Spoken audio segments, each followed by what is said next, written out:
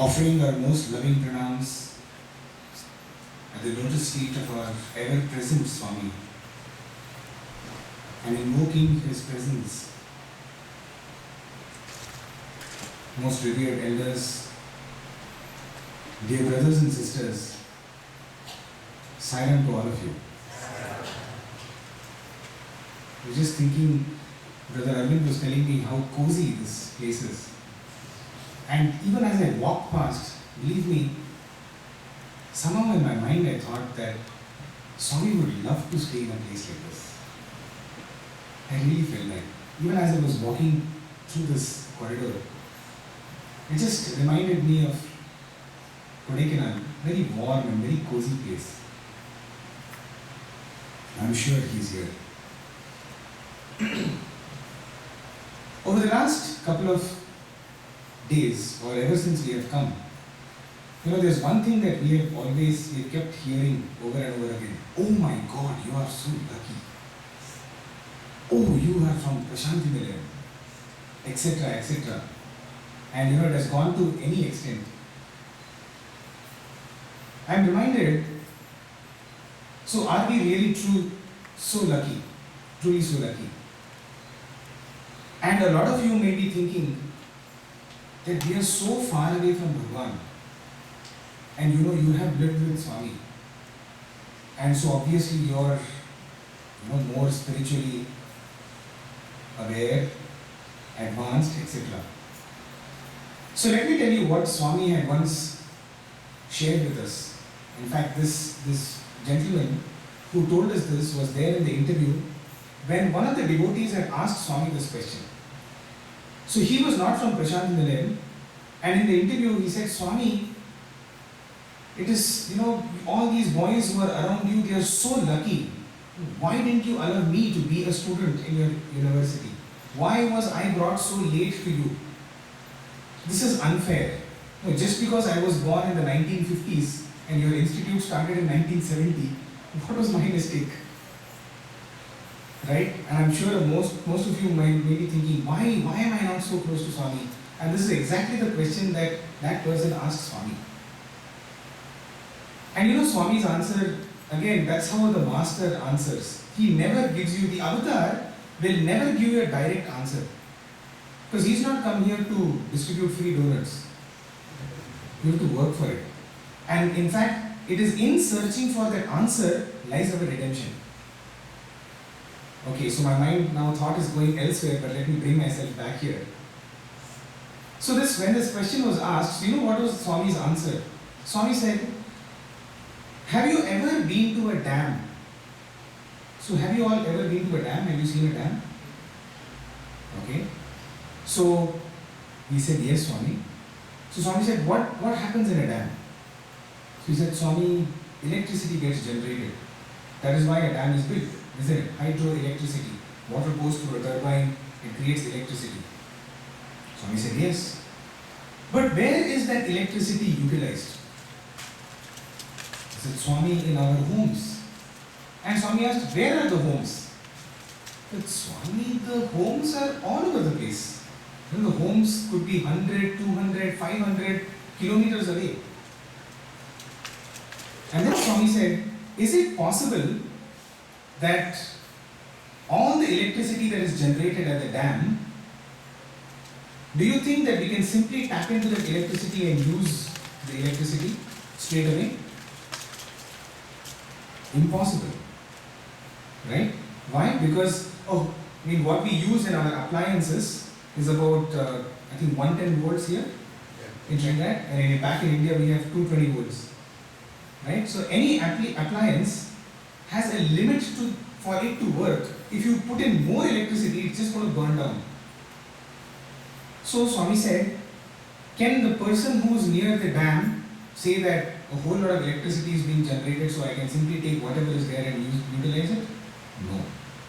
Similarly, the person who is staying several thousand kilometers away from the dam, can he say that by the time the electricity reaches over there, and this is Swami speaking, this is the 8th class boy who had dropped out of school, this is Bhagwan talking about generation of electricity. He says, do you think that electricity will reach at the home? No, there is a lot of transmission loss, right? You know, when it gets, the longer the distance the electricity covers, there is always transmission loss. And Swami said, so what needs to be done? So there are substations, there are electric substations, and there is something called step-up inverters. You have step-up inverters near the homes, and at the dam, so that you can utilize the power that is getting generated, what do you have? You have step-down inverters. Are you able to get the simile that Bhagwan is making?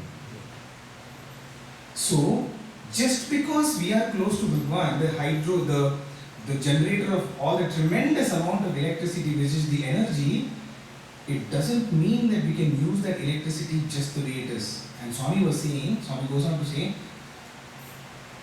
general tendency is for all those who live close to Bhagwan, you have people praising you like this, and that's when you get pumped up and you burn out.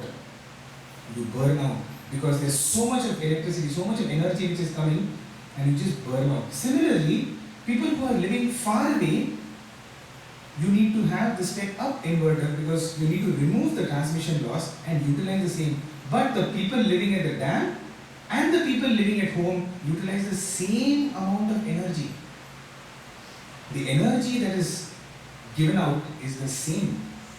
And then Swami went on to ask, so what is this step-up inverter? What is the step-down inverter? And then Swami said, that is a pure heart. The heart is an inverter. So, just because we are close to Bhagwan doesn't mean we enjoy more, and just because you are physically far from Swami, that you have enjoyed less or you enjoy less. We all enjoy the same amount of love from Bhagwan. All we need to do is to tune our hearts, tune these inverters to receive that love. Because I'll tell you, once, it was in Kodaikanal, and Swami used to take support of hands to walk. He used to find it difficult to walk, and he used to take the support of hands. And every day Swami would choose one boy. So every day the anticipation was, today whom is he going to take? And of course there were some of us, we never stood a chance anyway. And so one of the days he was holding on to someone's hand, and I just kept looking, and I'm sure just like me, several others were thinking, Swami, when will my sons come? Will you not ever hold my hand?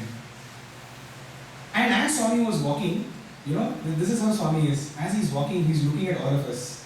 And what is our reaction to, this boy who's getting this chance? So Swami looks at us and says, lucky, no? Which is going on in our minds. Yeah, lucky, yeah. I'm sure that's how you all think, oh, lucky, yeah. So he's looking, lucky, no? So we just smile at Swami. And then immediately Swami's voice or Swami's face becomes serious, and he says, it is not important to hold Swami's hand. It is more important to yearn to hold Swami's hand. Not every one of us will get a chance to hold Swami's hand, but each one of us can yearn to hold Swami's hand. And that yearning is more important than holding Swami's hand. Because Swami said on another occasion that holding Swami's hand is prapti, it is past. Don't worry about it. Physical closeness to Swami is not a measure of spiritual evolution. I am making the statement. This is the statement that Swami had told. I said, physical nearness to Swami is not a measure of spiritual evolution. Physical closeness to Swami is about our past merit. Yes, so in that sense, probably we have done more merit, or it is sheerly His grace. In fact, once he told me, do you know why you are here? So I said, Swami, your grace. And Swami said, no. Swami said, 90% is your parents' prayers. Your parents wanted you to be over here, and therefore you are here. 9% is my grace. Only 1% is your effort. Kind of that put me in the, give me the big picture. Just 1% is my effort. 90% my parents. Of course, that is again, whenever Swami says anything, it is individual specific. So It's not a general statement. So what we need to do is to have that pure heart, that step up inverter. And in fact, all of us need it more than ever today. Because it is said that Ananda, who was one of the great disciples of Buddha and also was a cousin of Buddha, all his life was extremely close to Buddha. And so much so, we know the story of Ananda. Swami himself has said that he used to monopolize Swami's Buddha's time. And it is said that he had told Buddha that I will follow you only if you give me X, Y, and Z. He had asked for a couple of promises from Buddha. He said, unless I say nobody should meet you. That is what Ananda had said. Anyone who wants to meet you should go through me. And you should always keep me near you, whatever happens. And Buddha had given those promises to him.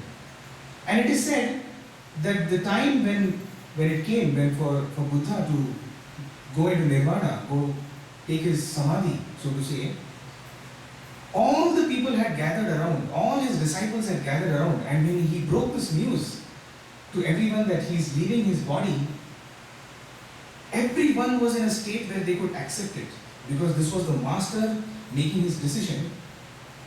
And so everyone was absolutely calm and composed, but Ananda was absolutely crestfallen. He was devastated. He was not able to believe, he was not able to simply digest the fact that my master is not going to be there anymore with me. And he cried and cried and cried, while everyone else was in a perfect state of understanding that yes, my master knows what he is doing. My master has prepared me for it. And then he was asking, how are you all so calm and composed? And he goes and he asks Buddha, what am I going to do without you?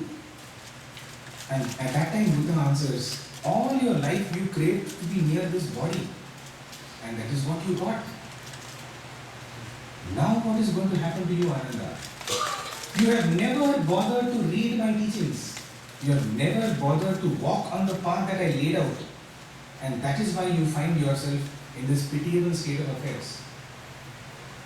And it was after that, it was after Buddha's leaving that Ananda worked towards understanding what Buddha's teachings were and became a self-realized soul. So it is not nearness to a master, it is dearness to a master. Swami always used to say, crave to be dear to Swami, not just near Swami. Of course, we used to say, Swami, I want to be near and dear to you. Isn't it? That is the best. That's a win-win situation. Near and dear to Bhagwan. I am reminded of a beautiful experience that one of our brothers who had experienced this had told us. Many years back in the 1980s, someone had gifted Swami an SLR camera, a manual focus camera, not the autofocus. And this camera had just come to Bhagwan. And this brother who was narrating us the story happened to stand in the interview room when this Swami was opening up this, and Swami said, just see what is that package. So he opened it and it was a camera. And so Swami asked, just like Swami's inevitable way, his very innocent way, what is it? So he said, Swami, it's a camera. What does it do? So he said, Swami, it captures photographs. He said, do you know how to do it? Use it? So he did not have a camera, so he said, I know Swami, but I'm not very sure. So both of them started to assemble the camera, Swami and he, both of them. And so it so happened that the lens was focusing was on Swami's side, and the body was on the other side. So it's like, this is the lens and this side is the body. So Swami, kept moving the lens here and there. What is this? How does it move? And, just playing around with it. And this brother was putting in the film and all that, and putting in the batteries.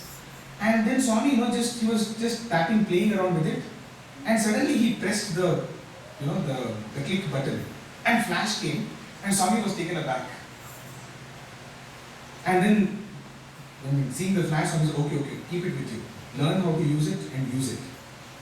So this brother, in fact, he says that is how his entire photography hobby started. when Swami gave him this, and he started to, photograph a whole lot of things. In the ashram, whatever he could find, he used to photograph. Because he wanted to learn how the camera works, so that he can take Bhagwan's photographs nicely. So he used to take all the things in the nature, a lizard up the tree, a flower blossoming, etc., etc.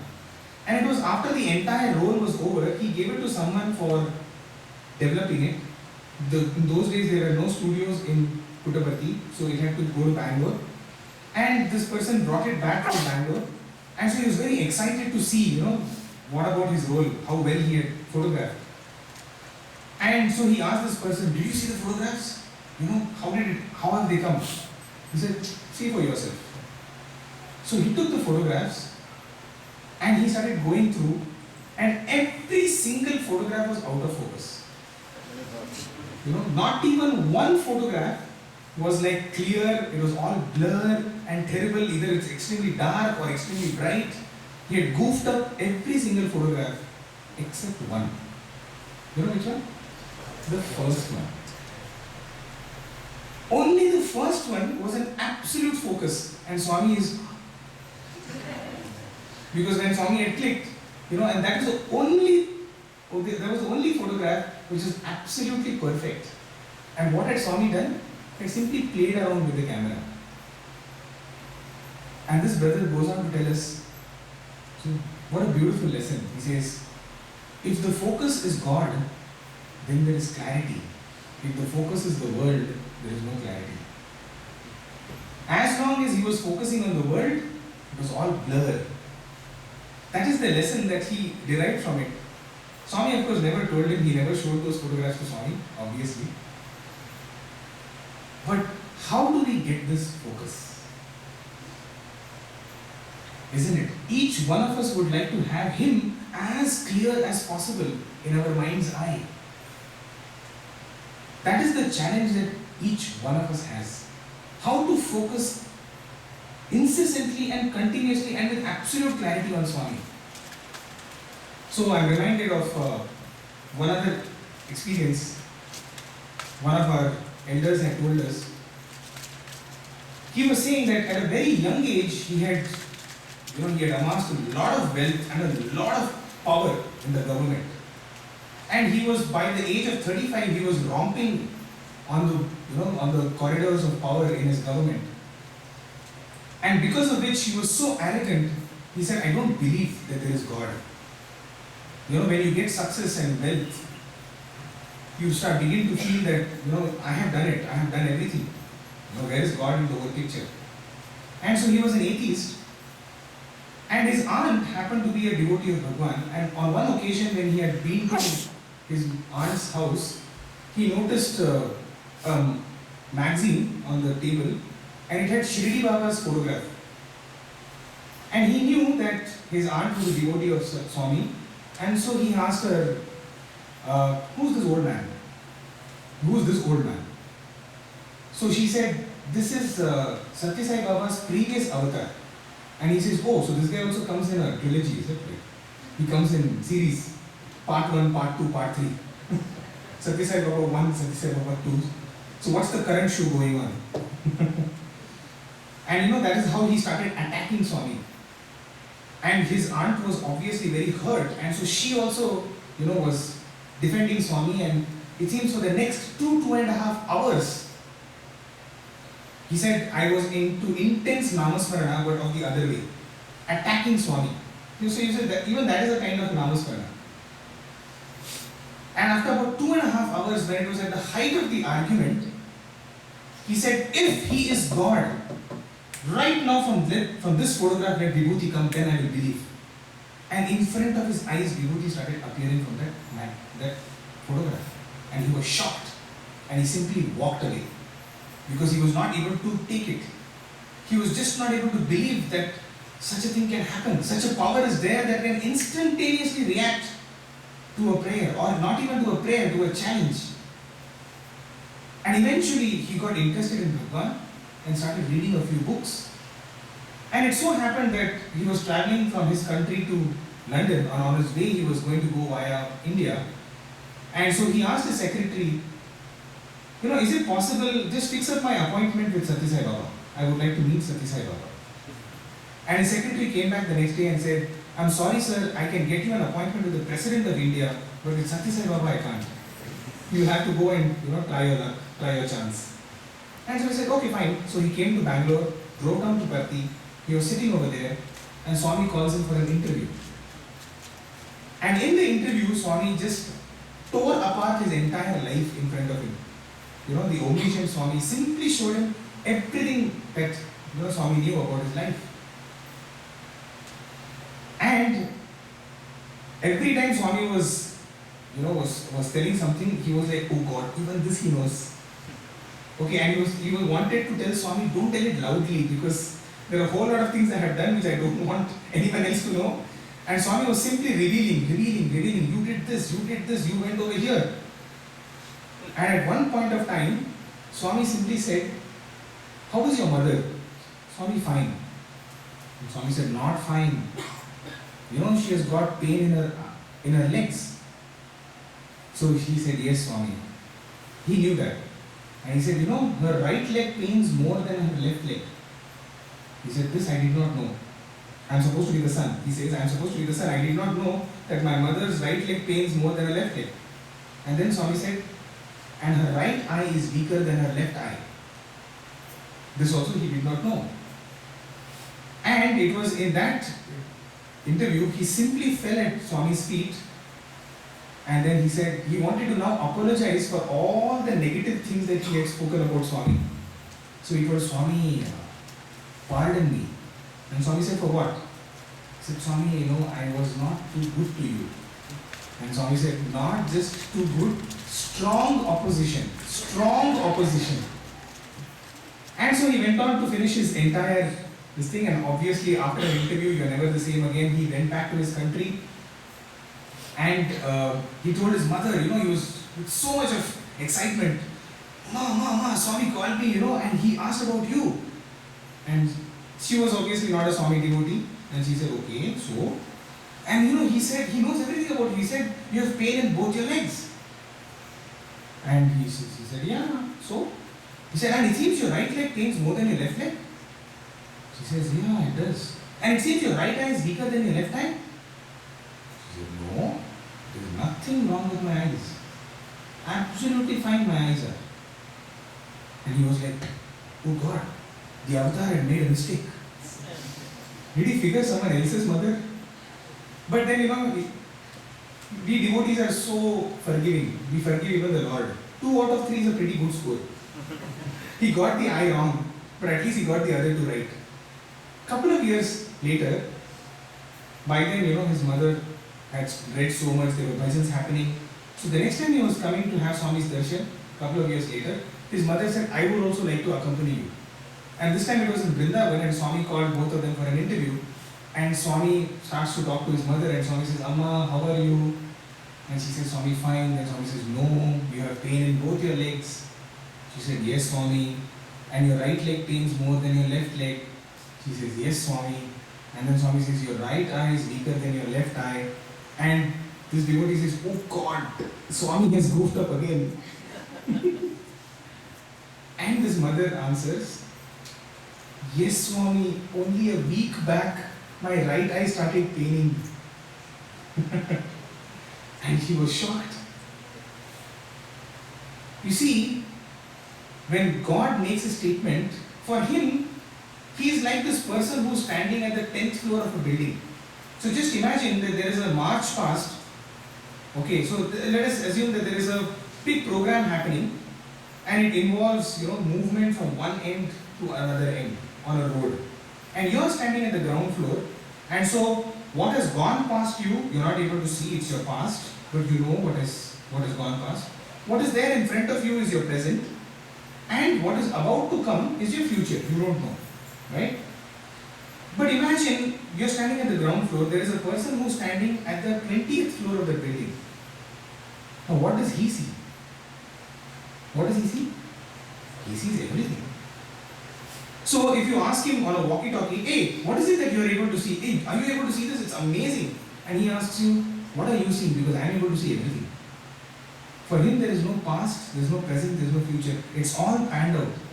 Now we think that when Swami said that your mother's right eye is weaker than left eye 2 years back was a wrong statement. It was not a wrong statement because for him everything is present. He lives in that moment, and that moment is the whole moment. For him, a century, 10 centuries, the entire length and breadth of time is nothing but it is considered that time is his breath. Time is supposed to be God's breath. That is what time is for him. The reason why I am saying this is let us know that we are contemporaries or we exist in that time. How do we get that focus on such a Lord? I am reminded of another experience when Sister Pooja was talking about the food. That's when I was reminded of this experience. It seems one of the devotees used to make sambar, and every day you just like it happens in all our homes. She kept a plate filled with sambar and rice and all that, whatever was cooked. And she stays in Washington. This is actually Mrs. Geeta Mohan. She was telling this experience. And so she offered it over there and chanted Brahmarpanam, etc., etc., and forgot about it. And then they were all seated, the whole family was seated at the lunch table. And the husband started to have food and he said, "Oh, yuck, the sambar tastes terrible. There's no salt in the sambar." And so she says, "Oh, I think I forgot to put salt." And so she brought some salt and she mixed it in the sambar. And they all had.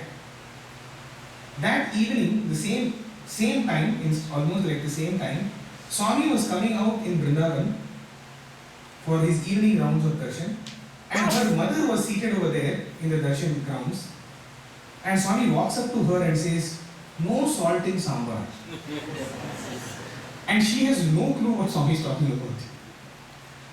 And Swami said this much and he just walked off. And after that, the whole darshan session, when she went back home, she casually called up, how was today's darshan? Doctor had called up. He said, today Swami came up to me and said, "There's no salt in sambar." I wonder what that means, the mother is telling. And that's when it hit her that she had put salt in the sambar that all the family was having, but she had forgotten to add salt in the sambar that was placed in front of Swami. Okay, now does Swami require really salt in the sambar? No. But he just wanted to tell that when you say Brahmarpanam, when you offer that food to God, know the significance of it. Feel it. Feel that you're really offering that food to God. If you really feel that Bhagavan is going to come and have that food, how careful you will be. But oftentimes when it becomes mechanical. Another devotee was telling that it seems it so once happened that there were two kids in her home, and she they used to all the time fight about sitting in the seat next to the driver, all the time. And it used to be a nuisance whenever these two kids were to get into the car because they'll keep fighting. So to end this this nuisance once for all, she simply said, "Nothing doing. Both of you are going to sit behind because Swami sits on this seat." Just casually made the statement. It was a year later she had come to Prashanthi Nilayam and Swami called her for an interview, and then Swami says to her, "You say that I sit next to you on that seat, but how come that seat is always littered with your purse and all cassettes and all sorts of things?" And it took her a while to understand that, what is Swami talking about? Can we have that kind of focus in every act we do? See, it was just a very random statement that came out of her mouth, that Swami sits on this. She used the statement to stop the nuisance that was going on between the two children, but Swami had heard it. Can we keep that focus in every thought, word and deed? That is going to be the challenge, and that is in fact the whole purpose of sadhana. If this bhajan or any amount of spiritual activity is not going to get us that focus, unfortunately, and this is the point that I feel is very, very important for each one of us, is sometimes even in the seva organization, the seva becomes more important than Sri Satyasai. Let us not forget that Sri Satya Sai is the fulcrum around which even the seva runs. Bhajan is not as important as Sai. So when we say Sai bhajans, Sai is more important, bhajan is secondary. When we say Sai Seva, when we say Sri Satya Sai Seva organization, Sri Satya Sai is important, Seva is not that important. If that Seva is not going to bring me closer to Bhagavan, is not going to help me think of Him incessantly, let us leave that Seva. That Seva is taking us down. That Seva is not helping us. The world does not need us. The world needs Swami, and Swami can find anyone to do it. Swami can simply tap on any one person over here and he can go about changing the rest of the world. Just like we say, we all Vivekanandas, etc. For Swami, he can simply make anyone into Vivekananda. He doesn't need anybody.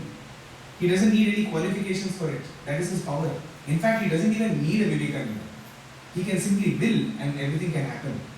So let's not get into that kind of a... Because oftentimes, even after joining the organization, we will have that challenge. The organization takes us up to one level. And I always compare, and when I'm talking about organization, I'm even talking about the Institute of Higher Learning.